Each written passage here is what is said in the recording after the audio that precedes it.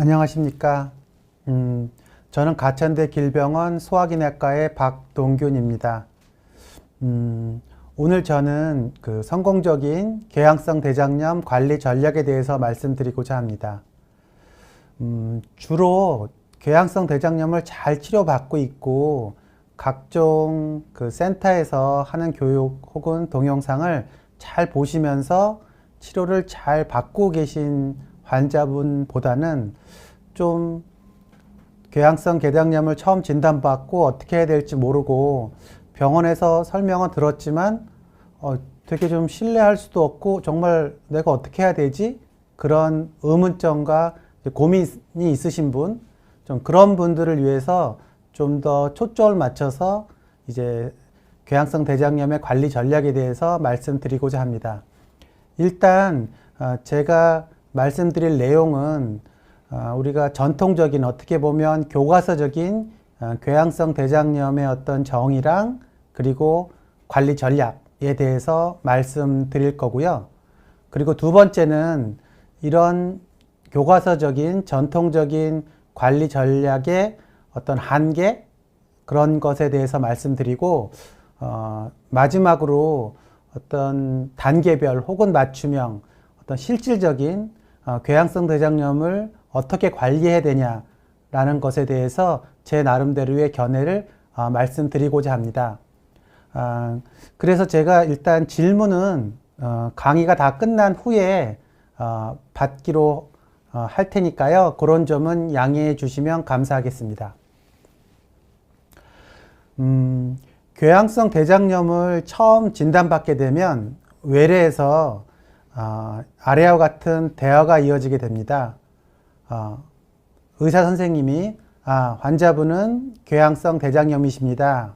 그래서 저희가 약을 드릴 테니까요. 요 약을 먹고 2주 후에 다시 방문하시고요. 계속 치료를 받아야 돼요. 그렇게 이제 말을 하게 됩니다. 그러면 환자들은 이거 약을 계속 이걸 먹어야 되나요? 인터넷에서 보니까 이거 불치병이라고 그러는데 진짜 그런 거예요? 그렇게 이제 물어보게 됩니다. 그렇게 되면 이제 의사 선생님은 약은 평생 먹어야 되고요. 좀 어감이 좀 그렇긴 하지만 치료되지 않고 관리해야 되는 병이니까 불치병이라고 얘기할 수도 있겠죠. 이 병의 정확한 원인은 아직 밝혀지지 않아서 어떤 완치를 위한 치료는 힘들고 지속적으로 관리하면서 합병증이나 암 같은 게 생긴 걸 막게 하는 병이죠. 그렇게 말씀을 드립니다. 그렇게 되면 환자분은 되게 좀 당황해 하시죠. 근데 저희가 보통 진료보는 시간이 되게 제한되어 있어서 그런 분들한테는 저희가 이런 내용에 대해서 나중에 어떤 강의를 통해서 설명도 드리고 저희 병원에서 이런 브로셔나 안내문을 드릴 테니까 한번 읽어보십시오. 그리고 이 병에 대해서는 환자분들 서로 이제 공부를 해가면서 우리가 같이 치료해야 됩니다. 그렇게 이제 말씀을 드리고 좀 다음 환자를 위해서 좀 밀어내는 약간 그런 상황이 되죠. 그리고 환자들은 그럼 내가 이 병을 어떻게 관리해야 됩니까? 라고 말씀을 하십니다. 예, 그렇게 되면 이제 우리가 일반적인 또 교과서적인 그리고 굉장히 과학적인 근거를 가진 다양한 관리 방법에 대해서 말씀드립니다. 관리의 가장 첫 번째 것은 이 병은 매우 길고 어떤 평생을 갖춰서 치료를 해야 되기 때문에 조금 좋아졌다 나빠졌다 하는 거에 너무 불안해하지 마시고 의료진을 믿고 지속적으로 치료를 하셔야 됩니다. 그리고 약을 반드시 빼먹지 말고 계속 잘 드시고 저희가 좀 귀찮더라도 피검사나 대장 내시경 그런 걸 하라고 그럴 때 잘 하셔야지 치료가 잘 됩니다. 그리고 담배는 반드시 끊는 것이 좋고 술도 좋지 않습니다. 그리고 자극적인 음식은 가능한 피하고 급성기에는 잔유물, 저잔사 식사를 잔유물이 적은 섬유질 같은 게 적은 그런 식사를 하십시오. 그리고 스트레스 관리가 매우 중요하기 때문에 스트레스를 좀 잘 피하시고 스트레스를 극복할 방법을 찾아보십시오. 그리고 어떤 음식을 먹었을 때 혹은 내가 정신적으로 어떤 상황이었을 때 혹은 어떤 약을 먹었을 때 내 질환이 좀 악화되는구나 라는 것을 잘 이렇게 찾아서 그런 악화될 상황을 좀 피하거나 악화가 될 위험이 있을 경우 이제 약을 조금 더 추가하거나 하면서 치료를 해야 되니까 그런 거를 잘 기억하고 메모해 주십시오. 그렇게 이제 말씀을 드립니다. 두 번째 제가 말씀드릴 주제는 이런 일반적인 궤양성 대장염의 어떤 기본적인 정의랑 이런 치료 전략에 대한 한계점입니다. 대부분의 그 환자들은 뭐 20대, 뭐 짧게는 젊게는 10대 후반에 이런 병을 앓게 돼서 이제 병원을 방문하게 됩니다. 수개월 혹은 수년 동안 배도 아프고 설사도 나고 혈변도 나서 뭐 개인병원 그런데 또 준종합병원을 이렇게 왔다 갔다 하면서 치료가 되지 않아서 그 병원 선생님이 좀 큰 병원에 가셨으면 좋겠다라는 얘기를 듣고 매우 이제 불안하고 어떻게 될지 몰라서 부모님이랑 같이 병원에 오시게 됩니다.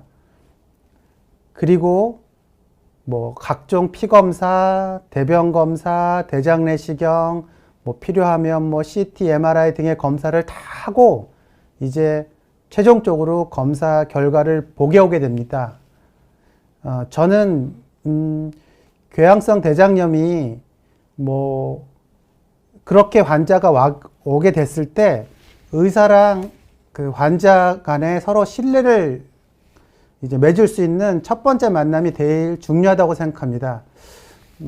저도 사실 환자를 보면서 그렇게 자세히 병에 대해서 설명도 좀 못 드린 면도 있고, 의사분들은 좀 습관적으로 되게 좀 부정적인 거, 또 나쁜 상황 등을 좀 미리 알려주면서 환자한테 좀 경각심이나 앞으로 치료를 잘 해야 된다. 그런 식의 어떤 메시지를 주고 싶어 하는데, 저는 이 염증성 장질환, 특히 이제 궤양성 대장염 같은 경우, 관리 전략의 가장 핵심은 의료진과의 어떤 그 신뢰관계를 형성하는데, 그런 대화 자체가 사실은 그런 신뢰관계를 깨는 좀 원인이 되지 않나 그렇게 생각합니다.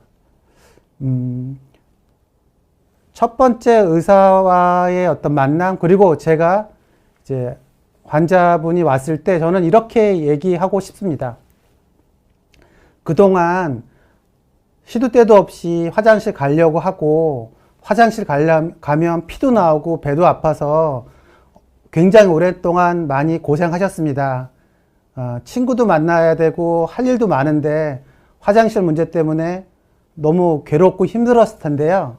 저희가 검사를 다 했더니 궤양성 대장염이라는 진단이 나왔습니다.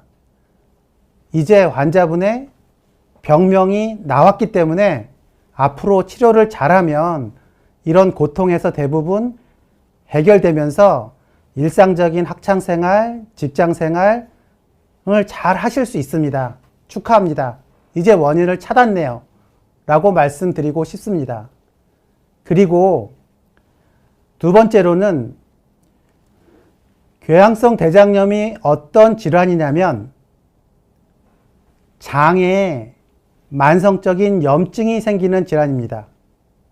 그 만성적인 염증이 생기는 이유는 환자분 개개인의 유전적인 특징, 그리고 음식, 생활 환경, 그런 것이 복합적으로 작용해서 면역계통에 이상이 생겼기 때문에 발생하는 것입니다.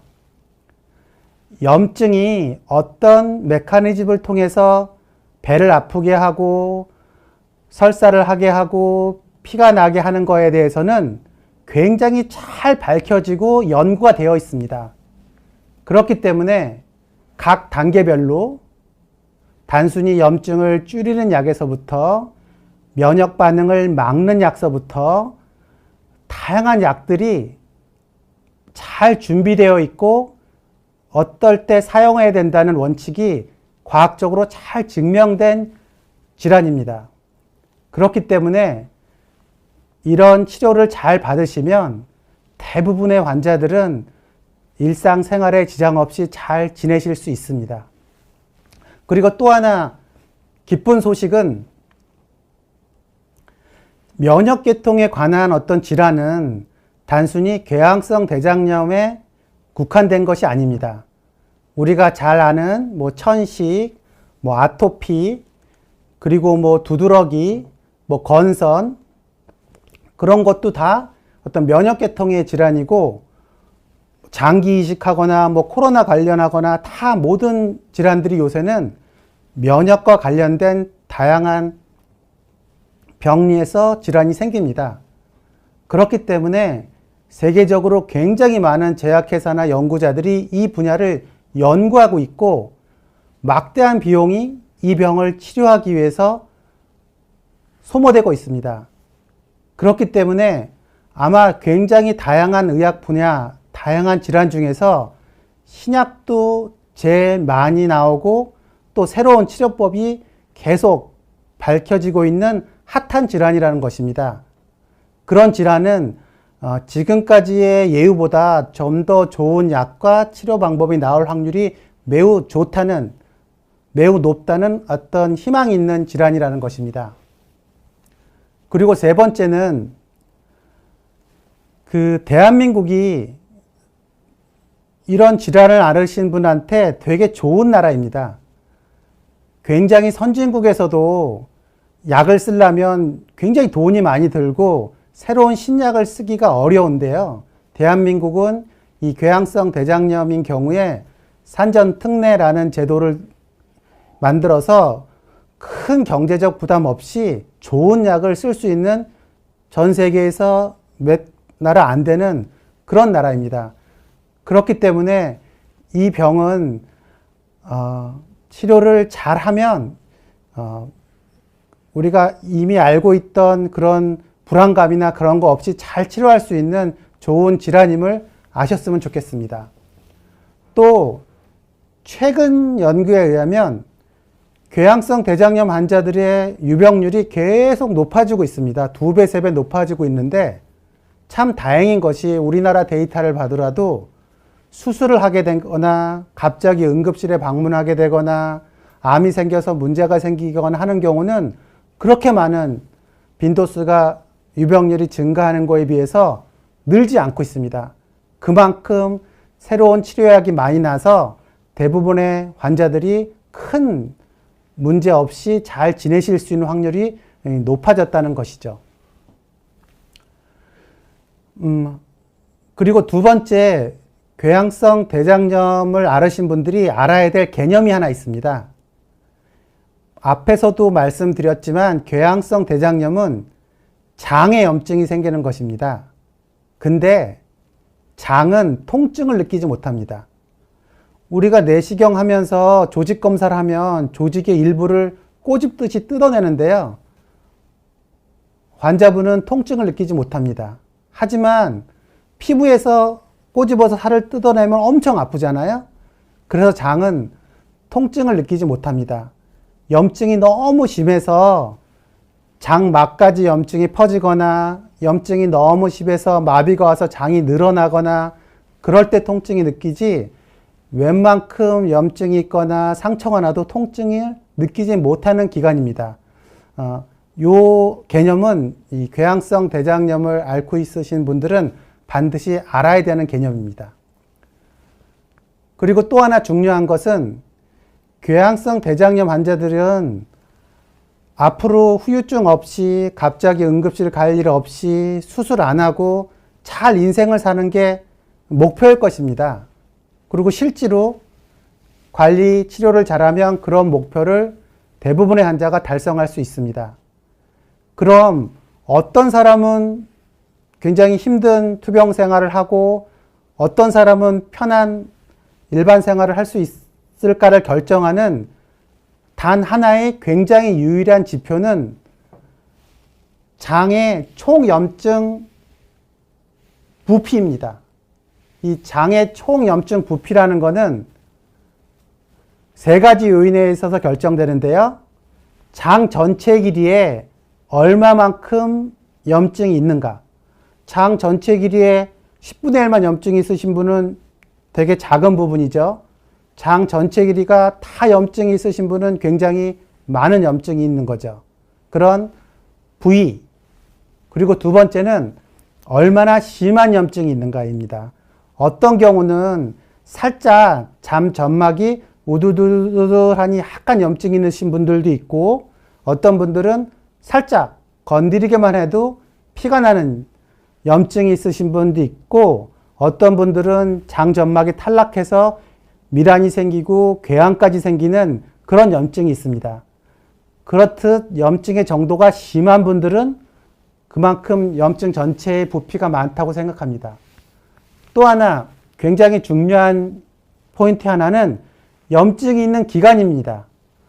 염증이 아주 잘 조절돼서 염증이 쭉 없이 1년, 2년, 3년이 지나면 염증의 부피가 거의 제로라고 볼 수 있습니다. 하지만 작은 염증도 1년, 2년, 3년, 4년, 5년이 계속 쌓이면 엄청난 큰 염증의 부피가 된다고 생각합니다.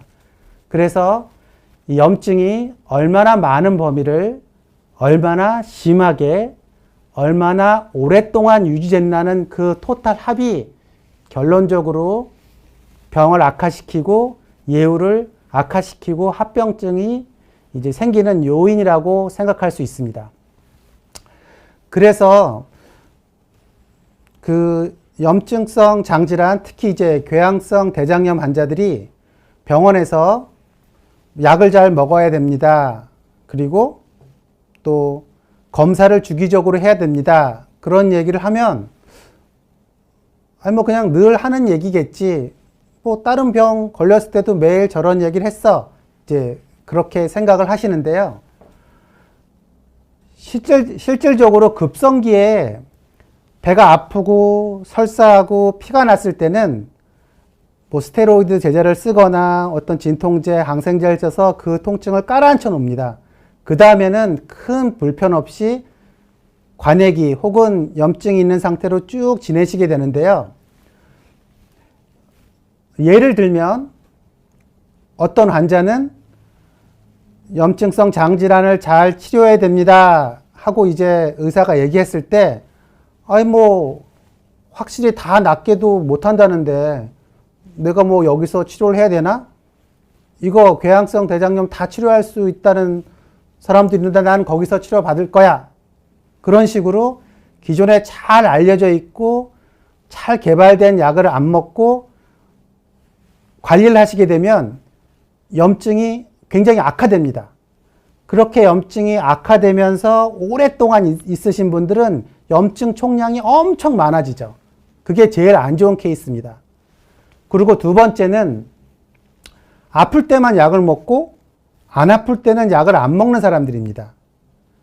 그러신 분들은 급성기에 약을 써서 염증이 좀 가라앉으면 안 아프니까 약을 안 먹는데, 안 아픈 상태에서도 아까 전에 제가 말씀드렸죠. 장은 통증이 없다고. 꽤 심각하게 염증이 있어도 아주 급성 염증만 없어지면 통증을 느끼지 못합니다. 그런 경우는 약을 꾸준히 먹었다 하더라도 중증도 이상의 염증이 계속 아프지 않으니까 계속 지속되면서 전체 장염의 총량이 꽤 많이 이제 쌓이게 되죠. 그리고 세 번째는 약을 먹어서 통증이 가라앉고 나서 내시경 검사나 혈액 검사를 통해서 증상은 없지만 장에 아직 염증이 꽤 있습니다. 요 염증을 더 줄여야지 됩니다 해서 양의 용량을 높이거나 다른 약을 추가해서 내시경이나 피검사를 통해서 이제는 거의 염증이 없는 상태입니다. 요 정도 치료를 계속하는 게 좋습니다. 이런 치료를 받으신 분들은 실질적으로 장염의 총량이 매우 낮은 상태고 5년, 10년 그런 관리를 잘 받으신 분들은 전체적으로 염증이 매우 적게 되는 것입니다. 그래서 의사들이 약을 잘 먹어야 됩니다. 내시경을 잘 하셔야 됩니다. 하는 거는 그런 염증의 총량을 줄이기 위한 기준을 삼고자 이제 얘기를 하게 되는 건데요. 저도 사실은 외래에서 이런 설명을 다 드리기보다는 검사하세요. 뭐 안 하신다 그러면 좀 말 좀 들으시지 빨리 검사하세요. 그런 식으로 뭔가 환자를 충분히 이해시키지 못하고 그냥 이렇게 너무 업무적으로만 대하면서 많은 환자들이 대부분 따라오긴 하지만 이탈하거나 좀 실망감을 갖고 치료를 잘 못해서 후유증, 합병증이 오는 경우가 상당히 있었고, 그런 점을 뭐 어떤 면에서는 좀 반성하게도 됩니다. 그리고 또 하나는 아까 말씀드렸듯이 이 환자분이 궤양성 대장염을 진단받았기 때문에 앞으로 증상 없이 잘 지내는 삶의 질이 높아지는 기회가 됐다는 긍정적인 포인트, 또 질환을 잘 관리했을 때 쓰는 약들이 굉장히 잘 개발되고 있고 좋은 약들이 나온다는 긍정적인 포인트, 이제 그런 것을 통해서 의사랑 환자의 어떤 신뢰가 형성되지 못한 상황에서 술 먹지 마라, 담배 피지 마라, 적당히 운동해라, 그리고 병이 좀 악화되든 안 악화되든 좀 기다리면서 의사 말을 잘 들어라, 그런 것이 정답이긴 해도 환자 입장에서는 참 믿고 따르기 어려운, 너무 어려운 그런 요구사항이라고 느낄 수가 있습니다. 그렇기 때문에 의사를 잘 따라오는 환자들은 치료를 잘 받지만 그렇지 않은 사람은 병원에 오지 않게 되고 오다 안 오다 하게 되면서 많은 문제가 생기는 점이 있는 것 같습니다. 제가 말씀드리는 두 가지 포인트는 기존의 어떤 궤양성 대장염에 어떤 진단됐을 때 설명하는 어떤 사실이나 일반적인 관리 전략이 다 맞는 얘기지만 현실적으로는 어떤 신뢰관계를 조금 훼손할 수 있고 또 불가능한 목표를 너무 제시하면서 좀 환자들이 이걸 내가 더 어떻게 하지 하면서 자포자기하게 만드는 면이 있는 것 같습니다. 그래서 제가 생각하는 현실적인 궤양성 어떤 대장염의 관리 전략은 좀 단계적으로 나눠져야 된다고 생각합니다. 대부분 궤양성 대장염 환자들이 뭐 10대, 20대 또 뭐 30대 이제 발병을 하게 되는데요. 그 시기는 궤양성 대장염 말고도 인생에 스트레스도 많고 학업, 취업 때문에 너무 괴로운 시기입니다. 그런 시기에서 나는 솔직히 뭐 이 궤양성 대장염 말고도 스트레스가 너무 많이 쌓이고 할 것도 많고 그래서 뭐 이거 정신이 없다. 그런 환자들은 그냥 밥이다 생각하고 궤양성 대장염의 관리 전략은 나는 무조건 약만 하루에 한 번 꼭 챙겨 먹겠다. 그거 하나만 하겠다. 라고 마음 먹고 그거를 지키는데 집중해야 된다고 생각합니다. 뭐 검사하는 것이 당연히 필요하고 금주하는 거, 흡연 안 하는 거, 금연하는 거 당연히 중요하지만 이 모든 것 중에 가장 중요한 것은 약을 잘 먹는 것입니다. 그렇다면 너무 인생이 힘들고 스트레스 받고 뭔가를 좀 극복해야 되고 정신없는 상황에서는 모든 역량을 그냥 약만 딱 먹어보겠다라고 목표를 정하고 약을 잘 먹게 해도 어느 정도 성공한 관리라고 저는 생각합니다. 사람에 따라서는 뭐 직장 취직하고 1, 2년도 되고 뭐 원하는 대학에 들어가건 아니면 다른 방향을 선택하고 하면서 조금 안정되신 분들은 당연히 약은 더 먹지만 아까도 말했듯이 약을 먹는다고 해도 대장의 궤양이 다 낫은 게 아닐 수 있기 때문에 2, 3년에 한 번 대장 내시경, 수개월에 한두 번 하는 피검사 같은 걸 해서 정확한 용량, 정확한 종류의 약을 먹을 수 있게 세팅을 하고 그 약을 잘 먹는 거. 그거를 궤양성 대장염의 자기 관리 전략이라고 생각하고 검사하고 약 먹는다. 두 가지에 집중하는 것이 좋다고 생각합니다. 그리고 세 번째, 그 정도는 내가 충분히 할 수 있다. 좀 더 건강을 위해서 뭔가 해보고 싶다. 인생의 스트레스나 여러 가지 학업 스트레스가 어느 정도 해결돼서 더 건강하고 싶다. 그러신 분들이 한 가지씩 추가해서 금연도 하시고, 금주도 하시고, 적당한 운동도 하고, 내가 스트레스를 관리할 수 있는 어떤 방법도 찾고, 그런 식으로 추가적으로 그런 것에 노력을 하면 된다고 생각합니다.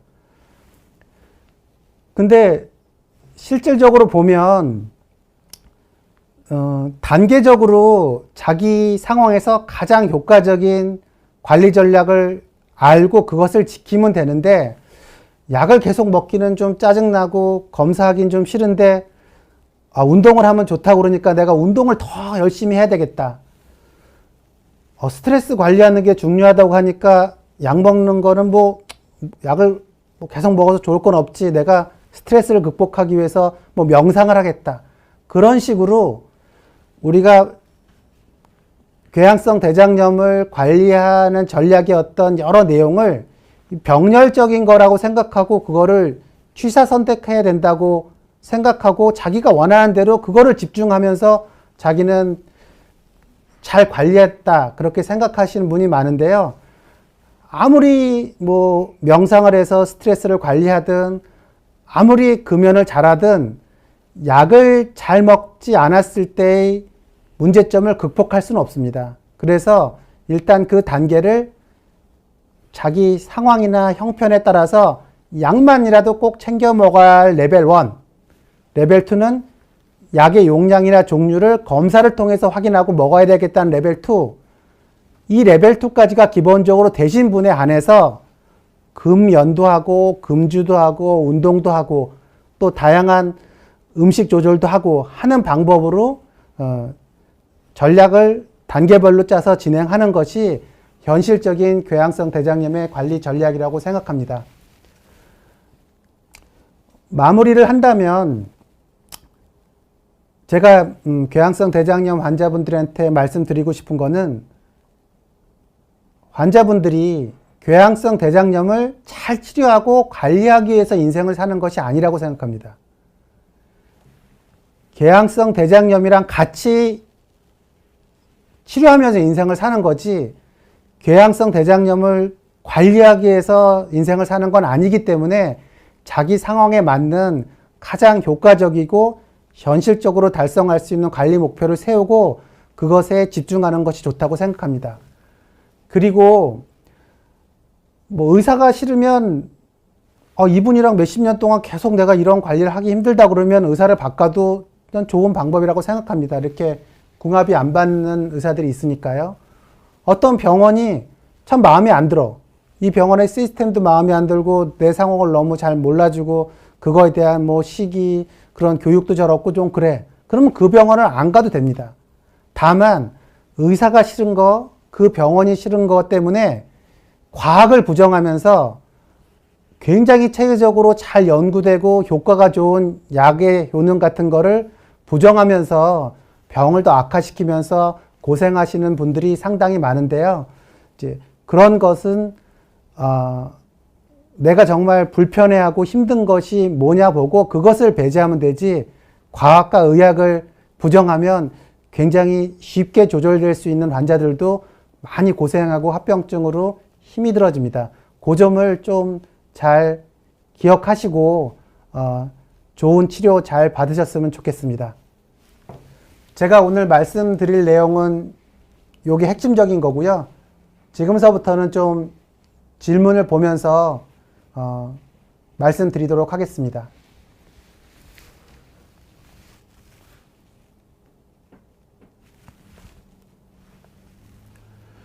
궤양성 대장염이 배체트로 진단되는 경우가 있나요?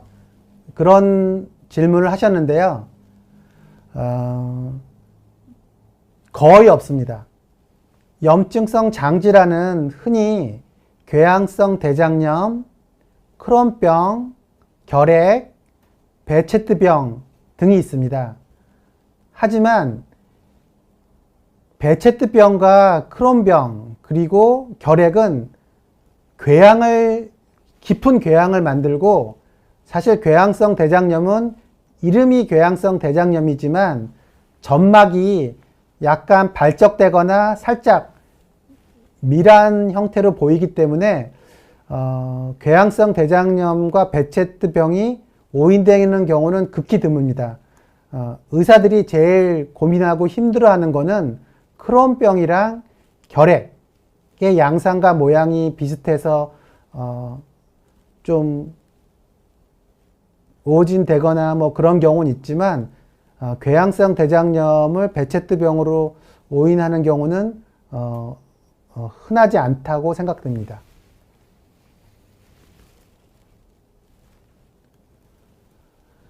그 두 번째 질문은 관해기가 와서 약을 잘 안 먹고 잘 지내시는 분인데 급성으로 좀 악화돼서 대학병원에서 내시경 후 다시 관해기 중인데, 질문이 뭐냐면 내시경할 때 출혈이 너무 심해서 내시경을 중단했는데 내시경을 다시 하고 싶은데 교수님은 안 해도 된다고 하였다. 내시경 안 하는 게 너무 겁나고 무서운데 꼭 다시 하고 싶은데 어떻게 하나요? 이제 그런 걸 물어보셨는데, 아까도 말씀드렸듯이 궤양성 대장염 환자에서 내시경을 하는 이유는 장이 얼마나 염증이 심하나를 보는 겁니다. 염증이 심할 때는 살짝 내시경 기계가 점막에 부딪히기만 해도 많은 출혈이 생깁니다. 그래서 그런 경우 무리하게 장내시경을 해서 출혈을 유발할 필요가 없습니다. 내시경을 통해서 매우 심한 급성 악화가 왔다는 것의 정보를 확인하고 거기에 맞게 약을 쓰면 되는 거지 무리하게 내시경을 할 필요는 없다고 생각합니다. 내시경을 하더라도 급성 악화에 맞는 약을 써서 어느 정도 장이 안정될 때 궤양성 대장염의 악화 이외에 다른 요인을 보기 위해서 대장 내시경을 할 수는 있겠지만 의사 선생님이 내시경 하면서 내시경 목적을 달성했기 때문에 내시경을 굳이 할 필요가 없다라고 말씀을 하셨다면 불안해하지 마시고 의사 선생님의 말씀을 들어도 될 것 같습니다.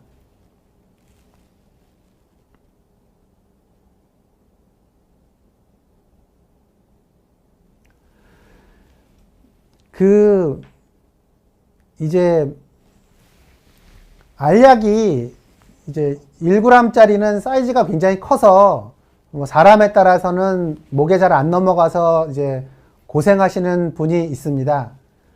근데 대부분 사람들이 하루에 한 알 먹는 거를 좀 선호해서 많은 분들이 이제 펜타자나 그런 거를 먹지만 양 사이즈를 줄이는 다른 약을 다양하게 쓸 수도 있습니다. 그래서 그 효과는 의사 선생님이 환자한테 그러니까 아까도 말했지만 약을 규칙적으로 잘 먹는 게 좋은데 너무 커서 못 먹으신 분들을 위해서 일반적으로 커도 잘 먹기 때문에 하루에 3번 먹는 약을 잘 처방하지 않는 거지, 그것은 얼마든지 환자분이 약을 편하게 먹을 수 있는 다른 약으로 처방할 수 있는 거고 효과가 동일하고 오히려 작아서 편하게 잘 먹을 수 있으면 약을 빼먹는 빈도가 줄기 때문에 환자분한테는 더 좋은 선택이라고 생각하니까 의심하지 말고 믿고 약을 드셨으면 좋겠습니다. 또 좀 약간 안타까운 게 굉장히 오랫동안 의사 선생님이랑 같이 이 병을 치료했는데 그 병의 가장 전문가고 그러신 의사 선생님이 약을 처방했으면 좀 믿고 먹어야 되는데 다른 환우들이 잘 안 먹는 것 같은데 내가 효과가 없나? 그런 의심이 든다는 거를 제가 좀 걱정하는 게 아니라 이 병의 가장 큰 치료 전략은 어떻든 간에 의료진과 환자가 서로 좀 믿음 관계를 가지고 같이 서로 상의하면서 가야 되는데 이제 그런 것이 좀 부족하면 어떤 작은 변화에도 좀 불신하고 의심하게 되고 그렇게 되면 또 굉장히 병이 심해지면 또 그 병에 가장 적절한 치료를 해야 되는데 또 이탈되거나 그러는 수가 있기 때문에 의사 선생님과 좀 더 대화를 통해서 신뢰관계를 형성하는 것이 굉장히 중요하다고 생각합니다.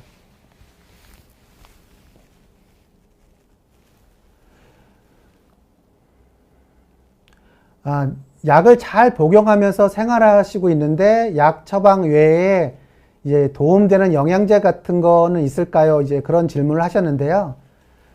처음에 병이 발병하고 급성 염증을 잘 치료하고 관해기를 잘 유지하시고 있는 분들은 영양 흡수에 문제가 없습니다. 그런 분들은 이것저것 골고루 잘 드시면 영양적인 문제가 평생 발생하지 않습니다. 하지만 반복적인 염증으로 장의 많은 부분이 이제 손상돼서 영양 흡수가 안 되시는 분들은 그런 기간이 오래되면 영양 결핍이 오게 됩니다. 그런 경우는 이제 의사 선생님들이 뭐 피검사나 그런 거를 통해서 그 부족한 영양을 확인하고 처방할 수도 있고 좀 오랫동안 궤양성 대장염을 앓고 초창기에 염증 조절이 안 돼서 많은 부위에 이제 장이 기능을 못하는 경우는 그냥 종합 비타민 정도 뭐 드셔도 되고 안 드셔도 되는 거지 뭐 잘 관리되시는 분들이 식사도 잘하고 별 문제 없는데 굳이 어떤 영양제를 처방받고 할 필요는 없을 것 같습니다. 소형 진통제가 이제 위장관의 궤양을 좀 일으키게 됩니다. 근데 위에 궤양이 생기면 일반적인 위 궤양 치료제인 뭐 H2 브로커나 PPI 제제를 뭐 사용할 수 있는데요. 대장과 소장에서 소염 진통제 때문에 궤양이 생기는 경우 굳이 어떤 약을 처방하지는 않고 그 약을 중단하는 것만으로도 대부분 자연적으로 치료됩니다. 궤양성 대장염을 치료하지 않고 관리하지 않으면 암이 되나요? 궤양성 대장염은 아까 말씀드렸듯이 장에 만성적인 염증이 생기는 것입니다. 염증이 암은 아니지만 몸의 어떤 부위든 간에 염증이 굉장히 장기간 오래 지속되면 암이 잘 발생합니다. 그렇기 때문에 궤양성 대장염을 잘 치료해서 아까 제가 말씀드렸죠. 염증의 전체 부피. 염증이 생긴 부위도 작고 염증의 정도도 낮고 염증이 심했던 기간도 적으신 분들은 일반인에 비해서 암이 더 발생되지 않습니다. 하지만 관리를 증상이 없다고 약을 잘 안 먹고 먹다 안 먹다 하면 본인은 통증이 없다 하더라도 장에서는 중증도의 염증이 계속 있고 그것이 5년, 10년이 지나면 암 발생이 높게 됩니다. 그래서 궤양성 대장염을 치료하면서 암 걱정을 안 하기 위해서는 꾸준히 약을 복용하고 내가 먹고 있는 약이 내가 증세에는 없지만 대장 점막까지도 깨끗이 염증이 깔아칠 정도의 약을 잘 먹고 있는지 중간중간 모니터링 하면서 그 약을 꾸준히 드시면 암에 대한 걱정은 안 하셔도 될 것 같습니다. 뭐 일주일 정도 금식을 하면 좋다는 말이 있는데 사실 일주일은 좀 긴 것 같고요. 뭐 하루 이틀 뭐 금식을 하면 뭐 좋다는 게 일반적인 건강에 관한 게 아니라 궤양성 대장염 환자 같은 경우는 금식을 하면 좋다는 말임보다는 급성 염증이 와서 장의 염증이 굉장히 심한 경우 음식에 의해서 장이 자극될 수 있기 때문에 그런 경우는 입원해서 수액으로 충분한 양의 열량을 공급하면서 장을 쉬게 하고 각종 급성 염증을 치료하고 다양한 염증성 장질환 약을 투여하는 데 의미가 있는 것입니다. 그냥 궤양성 대장염 환자분이 장을 쥐게 하면 좋다고 해서 약을 잘 먹고 관해 상태가 오거나 뭐 그러신 분들이 뭐 금식하는 거는 저는 오히려 병을 악화시킨다고 생각합니다. 결론은 금식을 하는 것도 급성 악화 때 치료 방법의 하나이지만 그런 경우는 충분한 양의 영양소를 주사로 투입하면서 병원에 입원하면서 금식하는 거지 평소에 금식하는 것이 궤양성 대장염의 치료에 좋다는 근거는 없습니다.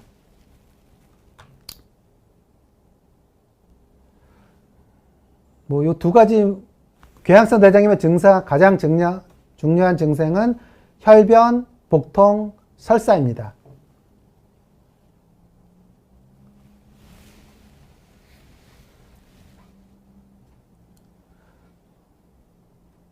축농증 때문에 항생제를 자주 드신다는데 대장에 지장이 있나요? 뭐 항생제를 자주 먹는 거는 몸에 좋지 않지만 정상적인 건강한 사람은 항생제를 먹더라도 장의 균들이 다시 건강한 걸 회복하기 때문에 별 문제는 없습니다. 그래서 꼭 필요할 때 항생제를 먹을 때는 먹어야 되고 혹시 불안한 마음이나 그런 식으로 오남용만 하지 않는다면 대장엔 큰 문제가 없다고 보면 될 것 같습니다.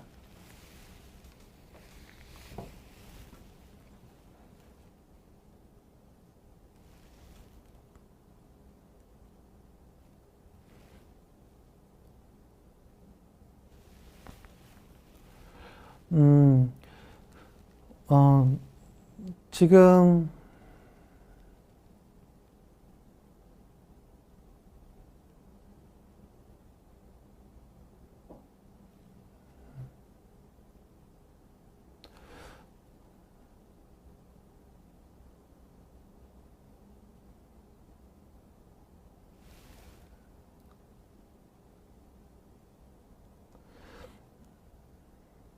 여하튼 뭐 슈즈 핑크 씨는 뭐 여러 우여곡절이 있고 또 그렇지만 하여튼 지금 약을 잘 먹고 계신다니까요. 다행이시고요. 그 약 잘 드시고 또 주기적으로 검사하고 또 진료 시간에 잘 설명은 못 하더라도 그 병원에서 하는 다양한 어떤 염증성 장질환 환자에 대한 교육이나 그런 게 있거든요. 그런 걸 좀 보시고 요새 꼭 그 병원에서가 아니더라도 염증성 장질환 클리닉을 잘 운영하는 병원에서 다양한 굉장히 질 높은 유튜브 컨텐츠들이 있으니까 그 궤양성 대장염, 염증성 장질환에 관한 클리닉을 운영하는 대학병원에서 하는 컨텐츠는 보시면 굉장히 도움이 될 거라고 생각합니다. 저희 병원에서도 올해서부터 좀 그런 환자들의 좀 니드를 좀 받아들여서 염증성 장질환 클리닉을 좀 오픈하기로 계획을 하고 있고, 제가 지금 소화기내과 의사이기도 하지만 그 헬스 IT 센터라는 걸 운영하고 있거든요. 뭐 스마트폰이나 인공지능, 인터넷 등을 통해서 환자와 커뮤니케이션하고 좀 효과적인 치료 관리를 하는 것을 연구하고 있어서 그런 스마트폰, IT 시스템, 인공지능을 좀 활용해서 환자들한테 좀 도움이 될까 하는 온라인, 오프라인을 융복합하는 그 염증성 장질환 클리닉을 올해 좀 개소하려고 준비하고 있으니까요. 많은 관심 가져주시면 감사하겠습니다.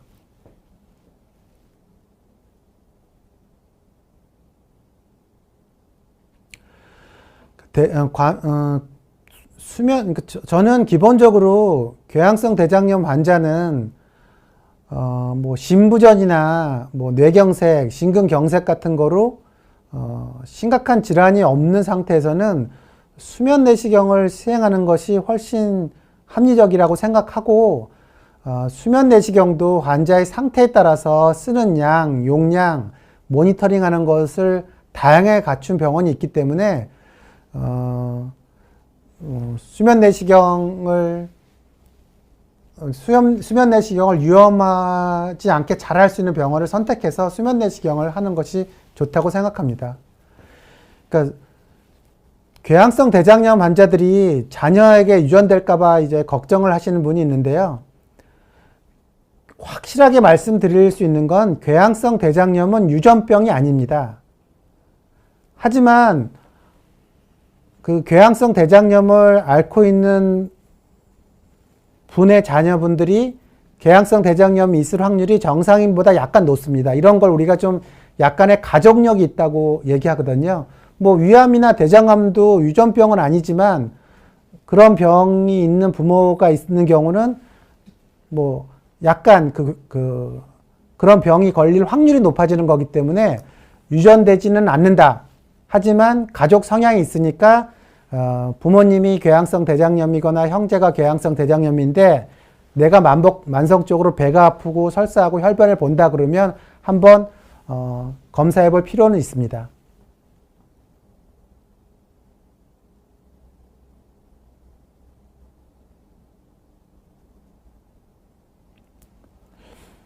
동네 병원 내시경, 이제 동네 병원도 동네 병원 나름인데요.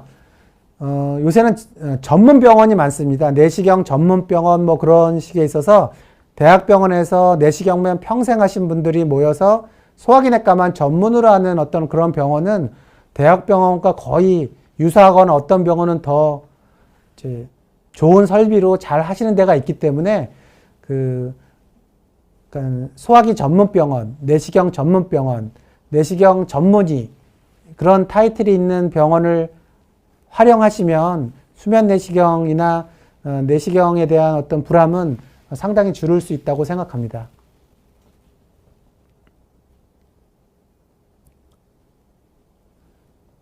수면 내시경 할 때 이제 마취과 의사가 하는 경우는 없고요. 이제 마취 간호사가 트레이닝하면서 진행되고 있고, 소화기 전문센터, 내시경을 전문으로 하는 병원에서는 그런 수면에 대한 문제 때문에 사고가 생기는 경우는 극히 드물다고 보시면 됩니다.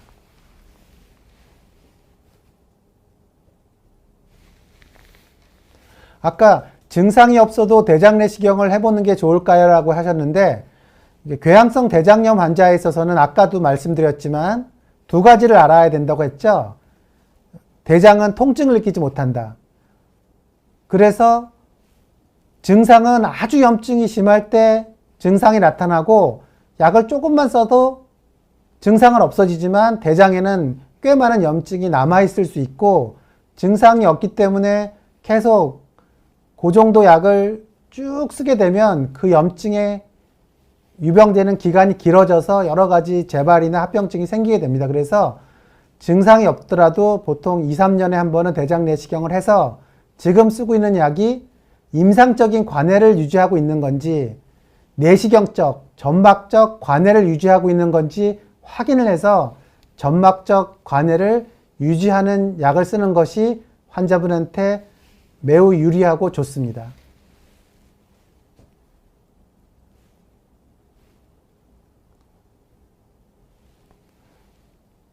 제가 유산균 제제를 먹는 거랑 다리가 가려운 거는 제가 잘 모르는 분야여가지고요. 뭔가 그런 대답을 해드릴 수가 없겠네요. 죄송합니다.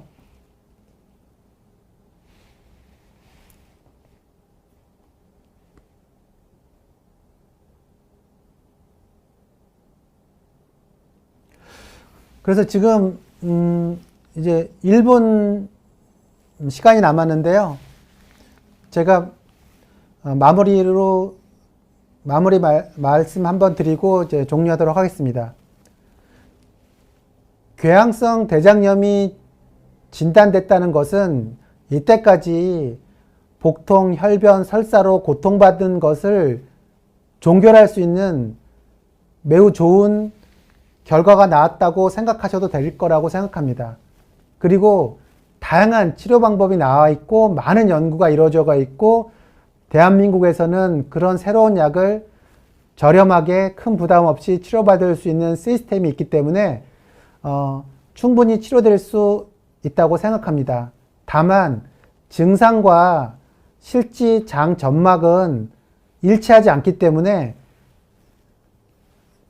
어떤 임상적인 관해뿐만 아니라 어떤 내시경적 관해까지도 모니터링해서 잘 관리하신다면 당장의 고통에서도 벗어나고 앞으로 암이나 뭐 협착이나 천공 그런 거로 수술하게 될 확률도 매우 희박하기 때문에 희망을 갖고 열심히 치료하면 인생을 사는데 궤양성 대장염이 크게 장애가 되지 않고 오히려 삶을 더 열심히 살 수 있는 계기가 될 수 있다고 생각합니다. 이상입니다.